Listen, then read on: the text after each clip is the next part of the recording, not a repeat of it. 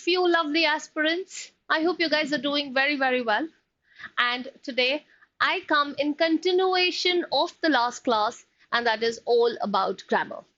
Now, I know grammar is very underrated in the sense that we feel that why do we even have to study grammar? But the one thing that we don't understand is the entire of the English is based on this bedrock, and that is grammar. So until unless our fundamentals are not on point, we will never be able to structure ourselves confidently when it comes to English. So I know this might look a little childish. It might look like, oh, yeah, I know this, but it is the kind of thing that we must definitely know. And which is why I'm going to make you walk down the memory lane, go into flashback of all lovely things that we studied around grammar. A lot of these rules must be things that you already know of. So take it in the stride of a revision and get some clarity to all of the rules that you seem to have, forgotten, or they've gotten blurred over the time. They've gotten too rustic because of, not being able to put to use. And make sure that these at least are the kinds of rules that you know. So we started with something which is called 100 top rules of grammar. Now these are going to cover all of the parts of speech and all of the important ones. The other ones are easy enough. They are something which are visible to the eye. You can rectify them. But then these are the ones which are slightly notorious in nature. They're going to be disguised within the statement, and it'll be difficult for you to be able to know what it means, which is why we're going to give them the spotlight that they need for being able to rectify and identify both. And on that note, I shall begin. Now, we're going to talk about the rule, and then we're going to take an example to be able to know how to put it to application. Should your grammar be arrested to only so much? No, don't confine it. You need to make sure that you are practiced extensively. So while I simply give you a highlight of what the rule is with one example, but it is upon you to be able to practice that extensively. Now, in the last class, we started with the subject-verb agreement rules. So we're going to skip the first two slides, which are nothing but an iteration of the subject-verb agreement rule that we did, which was also followed by practice. And we're now going to get on to the other parts of speech and the important, the very famous, and the ones that do make a lot of noise, and the ones that require a lot of attention. So let's look at those rectifications, those attention-seeking rectifications that we tend to be having. Now we're going to be beginning with the uses of participles and infinitives. So what exactly are participles? Now participles are always going to be verbs which are being used as adjectives in the statement. So they are having a very adjective-like quality, but then actually it's going to be a verb, right? That is what becomes of a participle. So the moment I say, I have a broken heart. Now broken over here is not only telling me the quality of the heart, but broken is also a verb. So any verb that acts as an adjective in the statement becomes a participle. Likewise, gerunds become all of the kinds of verbs that act as noun. So for example, if I say smoking is injurious to health, here I'm not talking about smoking individually. I am trying to be talking about the act of smoking altogether. So it's a verb, of course, which ends with an ing, but in the statement, it's acting as a subject. So whenever a verb acts as a noun, it becomes a gerund. Whenever it acts as an adjective, it becomes a participle. Infinitives are simply the kind of verbs which are going to be in its V1 form, that is the base form, preceded by a to. So to eat, to jump, to laugh, anything which is just going to continue on the saga of to plus verb in its base form is what becomes of an infinitive. Now let's take a peekaboo into all of the rules that we have, starting with the first. Any sort of ask, advise, allow, command, force, forbid, invite, encourage, compel, beg, order, imagine, obstruct, permit, persuade, tell, require, remind, teach, etc. are always followed by object plus to plus verb in its second form. So for example, if I say he advised to do it by me, of course this is going to be wrong. Why? Because it needs to be he advised me to do it. So it needs to take an object, whatever is going to be the receiver. The subject is the action doer, the receiver is the action receiver. So he becomes the subject, advice becomes the verb, me becomes the receiver, and then it simply has to be followed by to and the verb in its second form. So it needs to be he advised me to do it. But if these were to be used in passive voice, then it is going to be followed by to plus just the verb in its native form. So she was permitted to go with him. Why do we put the object later when it is a passive voice? Because passive voice में तो करते ही ऐसे, right? Now she was permitted, subject पहले आ गया, just sorry, the object, my bad, object पहले आ गया because we reverse the statements in passive voice. So obviously ये हमारा receiver होगा, so obviously वो पहले आ जाता है, जो action doer होता है वो बाद में आ जाता है, and in between is what you get a to plus go. So please just understand, if there are any of these features that we have in a statement, it will always take an infinitive form with to plus the verb form. No is always followed by how, where, when, why, and the infinitive. So whenever you are using the word no, you must follow it with an infinitive and of course either of these words. So if I have a statement that says, I know to write a letter, that's wrong. I know followed by how followed by to. So no is always going to take a I know how, when, where, why, either of it depending on the statement, and then the infinitive. Next, after let, bid, behold, watch, see, feel, make, etc., we use a bare infinitive and not a to infinitive. So a bare infinitive simply means to नहीं लगेगा उसके साथ. So कभी भी हम लोग जब ऐसी टाइप की हरकत करते हैं, which is let, bid, behold, watch, see, feel, make, etc. So whenever you're using these types of verbs, please make sure you're not going to add the infinitive. So if I say, I heard him to speak on several subjects, that's going to be wrong since it is a heard. So it is simply going to be, I heard him speak on several of the subjects. So it is just going to be, because over here it is just mere speaking which is happening. So I heard him to speak नहीं जाएगा, वो सिर्फ I heard him speak में रुक जाएगा. Next, bare infinitive is used after modal auxiliaries. What are auxiliaries? I mean, what are modalities or modals? They are can, could, may, might, shall, would, will, must, dare not, need not. So all what it says is bare infinitive हमेशा लगाना जब जब आप उसको modals के बाद लगाते हो. So you need not to work hard. No, that's not what it is. You need not work hard. So there is no infinitive with a to that needs. It needs a bare infinitive. Bare matlab just the verb. Nothing else that is going to be required.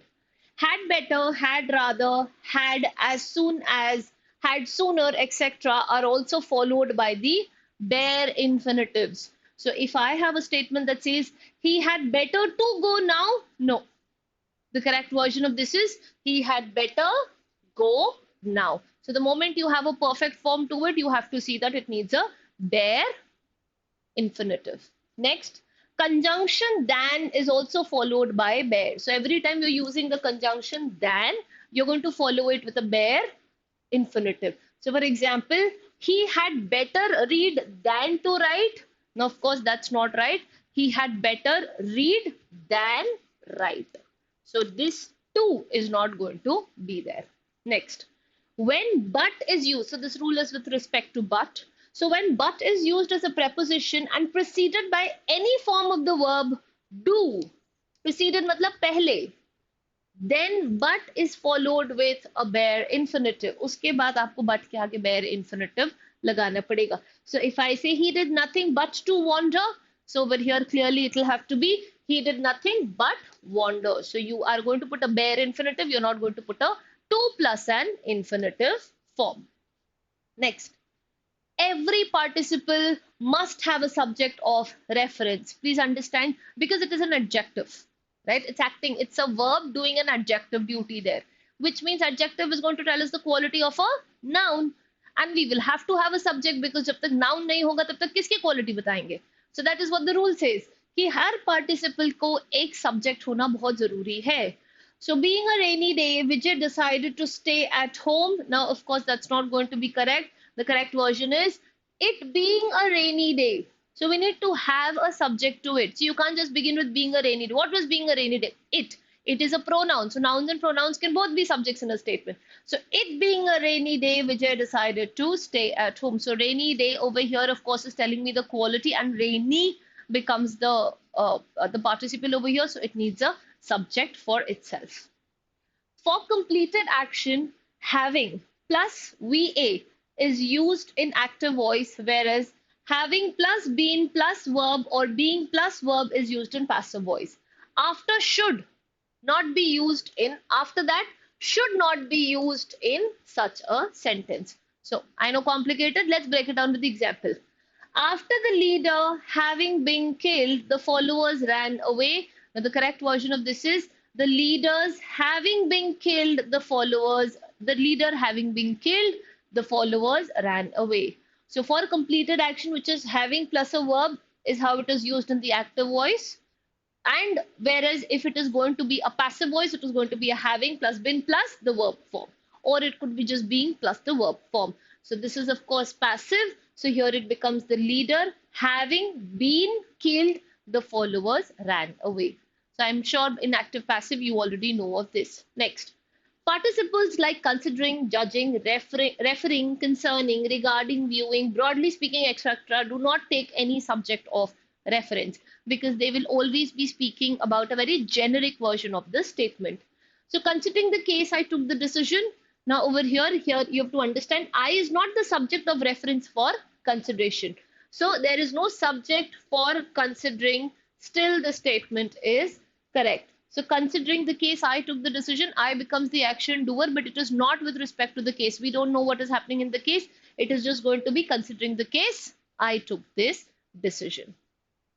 Next, uses of verbs. So let's understand. So until now, what we were doing were some very specific rules with respect to infinitives and participles. Now let's understand what's up for the verbs. Now, when there are two subjects in a sentence and they are not in the same number, then we must have to use separate auxiliaries. What are auxiliaries? Forms of be for both of them. अगर दोनों अलग-अलग quantity के हैं, then of course you will have to use an auxiliary for it. So for example, if I say 3 killed and 1 were injured, no. It is going to be 3 were killed and 1 was injured. So this is going to be separate auxiliary that you'll have to use because otherwise the statement is grammatically wrong. Next, a single verb should be made to serve two subjects only when the form of the verb is same. So parallelism basically maintain करना हमारे लिए बहुत जरूरी है. So I am 17 years old and my sister 14. Now this cannot be right. Why? Because अगर आपने I के बगल में एक आपने auxiliary लगाया जो I का है, because that is always am, तो भाई my के बगल में भी या sister के बगल में भी उसको लगाओगे ना उनके बगल में. So I am 17 years old and my sister is. Likewise, he is 10 years old and my sister is. That is how you can go about. But parallelism maintain करना बहुत ज़्यादा ज़रूरी है. Next, two auxiliaries can be used with one principal verb only when the form of the principal verb is appropriate to both of the auxiliaries. आप एक principal main verb use कर सकते हो only when the form is appropriate for it. So for example, if I say he never has and never will take such strong measures. So this is supposed to be he never has taken and never will take such a strong decision. So if you're putting a will take here, you will have to give it the same version over here as well. Otherwise, it's not going to make sense. When there is only one auxiliary to two principal verbs, it should be correctly associated with the both. That is, if you are trying to be using only one auxiliary, right, to two of the principal verbs, then of course parallelism needs to be maintained there as well. So 10 candidates have passed, 1 failed. Now that's going to be wrong because 1 के साथ क्या हुआ? 1 के साथ तो has लगना पड़ेगा. अगर यहाँ पे have लगा है तो यहाँ पे भी has होगा ही.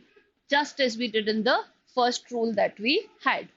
Next, a past tense is the main clause should be followed by a past tense in the subordinate clause. Parallelism again. So these are all very specific ways of reiterating the idea that we need parallelism in place. So he succeeded because he works hard. He succeeded because he worked hard. Succeeded है तो भाई यहाँ पे भी worked होगा. ये गलत statement बन गया. Next देखते हैं. A past tense in main clause may be followed by a present tense in the subordinate clause when the subordinate clause expresses a universal truth. अब हमें ये बात पता है कि universal truth हमेशा simple present ही लेते हैं. So the only time when there is going to be an exception to this rule is when the second half speaks about a universal truth altogether. So our teacher said that the earth moved around the sun. So our teacher said that the earth moves around the sun because it is a universal truth. अगर ये नहीं है तो फिर आप चुपचाप दोनों में past ही लगाओगे. Next, when the subordinate clause comes after lest, the auxiliary verb should must be used whatever be the tense, because lest is nothing but a negative should. So now we start early, lest we shall miss the train. No, lest we should miss the train. So lest and should are sort of correlative. They will always have to be together. An adverb or adverbial phrase should not be placed between to and verbal part of the infinitive. This is called a split infinitive. So basically, I hoped to immediately reply to your letter. No, this is supposed to be I hoped to reply immediately to your letter. So if there is an adverb or if there is an adverbial phrase that we have, it should not be placed between to and the verbal part, right? It has to be placed after. So to और reply पहले डाल दो, फिर इसको डालो. To और reply के बीच में ये adverbial form नहीं आना है. That is what this rule simply says. Next, an infinitive should be in the present tense unless it represents an action prior to that of the governing verb. So infinitive जो है इसको आप present tense में डालोगे unless it represents an action prior to whatever be the governing verb. So I should have liked to have gone there. I should have liked to go there is what it is likely to be. Gerund, if preceded by a noun, that pronoun must be in the possessive case always. So if I say he emphasized me going there, now that is going to be wrong because obviously he emphasized me going there. Now this is what is the gerund over here. So we understand that before the gerund, it will have to be in its possessive case and not a first person, second person, third person pronoun. So he emphasized my going there, not me. Next. The present perfect continuous tense is used for an action that began in the past and is still going, hence continuous. Going at the time of speaking. It is used with adverbials at time introduced by since, for, and how long. So if I say, how long are you working in this office? The correct will have to be, how long have you been working in this office? Because from a time in the past until a time in present. A verb when preceded by a preposition must be a gerund. That is what the rule is. So if I say we were punished for come late, no, we were punished for coming late. Here, this is not the verb. This is going to be a gerund acting over here. And because over here it is being preceded by a preposition, it will have to be a gerund in its format. Next. The future indefinite tense is not used in the clauses of time, place, and condition. Here, the present indefinite tense is used. So if I have a statement that says, I shall wait for you till you will finish your work. So the correct version of this is, I shall wait for you till you finish your work. Because the rule simply says is, we will use a present indefinite for the statement. Next, the present perfect tense is not used with the adverbs of past time. So if it is a present perfect tense, it is not going to be used with an adverb of the past time like yesterday, in 90s, etc. Here, past indefinite tense is what will always be used. So, for example, I have bought a cycle yesterday. No, you're not going to put a have over here. It's simple.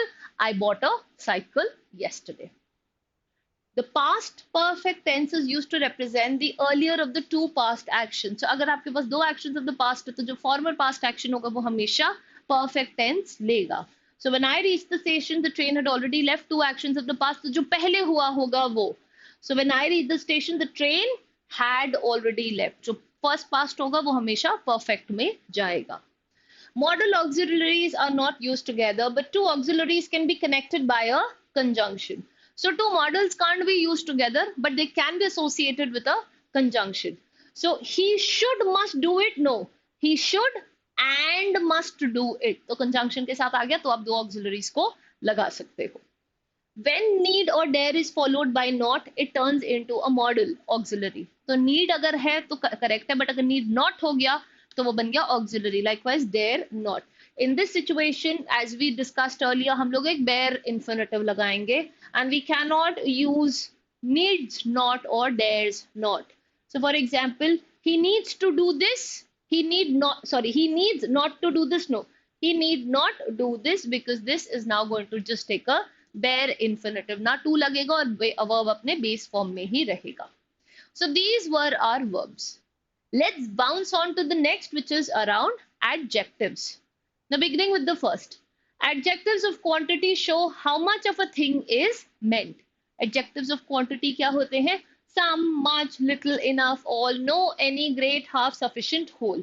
and they will always be used with uncountable nouns only. What are uncountable? The ones that you can't count.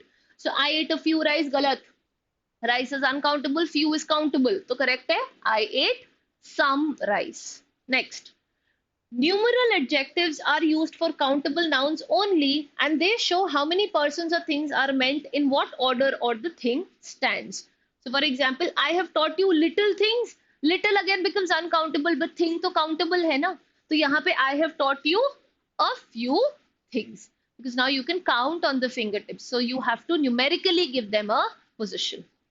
When cardinal and ordinary are used together, ordinal precedes the cardinal. So if I say the 4 first boys will be given the chance, it is always the first 4 boys. First will always be the ordinal, then the cardinal. Cardinal is now what is going to be the most important, but you will always have to use the adjective before it. So it is going to be the first 4 boys, because one is trying to objectify how many as well. Later, latest refer to time, latter and last refer to position. Always remember. So I reached at 10 a.m. but he was later than I expected. No, I reached at 10 a.m. but he was later than, because former latter wala ek position ka hai aur ek later, and latest is in terms of time. Father means more distant and advanced. Further means additional. Furtherance kar rahe ho. So it is something which is addition mein karna. Farther has the word far, which means distance mein hoga. So he insisted on farther improvement. Farther is dur. That can't be. He insisted on further improvement.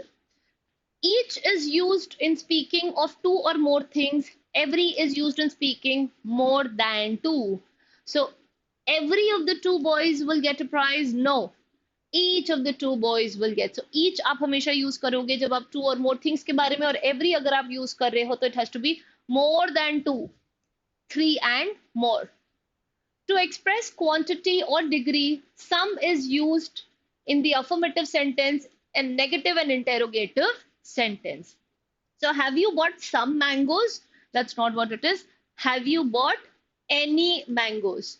तो अगर आपको quantity और degree express करनी है तो सम आप use करोगे affirmative sentences में, और एनी यूज करोगे नेगेटिव या इंटेरोगेटिव. ये इंटेरोगेटिव था ना, तो ऑब्वियसली आप इसमें क्या करोगे, एनी यूज करोगे. सम सिर्फ पॉजिटिव अफर्मेटिव सेंटेंसेस में होगा.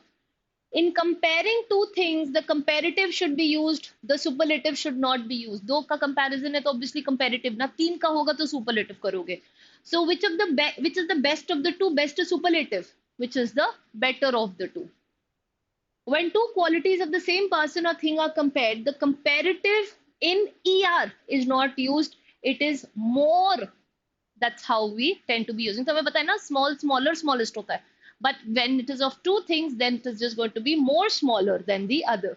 So he is wiser than brave. उसी बंदे के बारे में 2 qualities है. He is more wise than brave. When comparison is made by means of a comparative, the thing compared should be excluded from the class of things with which it is compared by using other or any other such word. So he is cleverer than any boy in the class. No, any other boy in the class. तभी तो वो comparison समझ में आएगा, वरना anyways any table chair किसी से भी clever है, but किसी और लड़के से. When comparison is made by means of superlative, the thing compared should include the class of the things with which it is compared. So he is the strongest of all other men. Other ने लगाने की जरूरत है. He is the strongest of all men. That makes sense. अगर आप लगाओगे comparative में, not superlative में. When two persons or things are compared, it is important that the same part of the thing should be compared. You can't compare one random thing to the other. The comparison must always be of equals. So the population of Bombay is greater than Delhi. मतलब दिल्ली की topography से बड़ी है नहीं. Population कर रही हो तो इधर भी than that of Delhi. That as a demonstrative आपने use कर लिया, which means population. या तो आप इसको बोल सकते हो the population of Bombay is greater than that of the population of Delhi. Double comparatives and superlatives should not be used. साथ साथ आप नहीं कर सकते. So he is the most cleverest. गलत है. He is the cleverest. So cleverest अपने में ही superlative है तो most लगाने की क्या जरूरत है. Likewise, he is more wiser नहीं होता. He is just wiser. But more आप लगाओगे कब और wise छोड़ दोगे, या he is more wiser than when जब एक ही बंदे की 2 qualities पे बात हो रही है. The comparative adjectives superior, the comparative adjectives which are superior, inferior, senior, junior, prior, anterior, posterior, prefer, etc. should be followed by to, than instead of than. हमारी बहुत गलत आदत है हम than बोलते हैं. But it is always I prefer tea to coffee. He's superior to me. Than me नहीं हो सकता. Than नीचे की चीजों के लिए होता है. To ऊपर की चीजों के लिए होता है. So he's superior than me नहीं. He's superior to me is what the correct version will be. Adjectives like unique, ideal, perfect, complete, universal, entire, extreme, chief, full square, round, which do not admit different degrees of comparison should not be compared. इनको आप compare नहीं कर सकते, इसलिए करो ही मत. So it is the most unique thing. It is a unique thing. Unique तो अपने में ही बहुत ही extreme है ना, तो उसमें most कैसे लगा दिया? All of the adjectives which refer to the same noun should be used in the same degree always. Parallelism maintain करने का एक और तरीका. So he is the wisest and honest worker. He is the wisest. Superlative है ना, तो इधर भी लगा दो superlative. And the most honest. And elder should be used for persons only. Strictly speaking, they are used for the members of the same family. Older and oldest are always used when you're using for people or things. So he's my older brother. No, he's my elder brother. This building is older than the other building. ये सही है. Elder नहीं हो सकती वो. So please understand older and elder का use थोड़ा ज़्यादा specific होता है.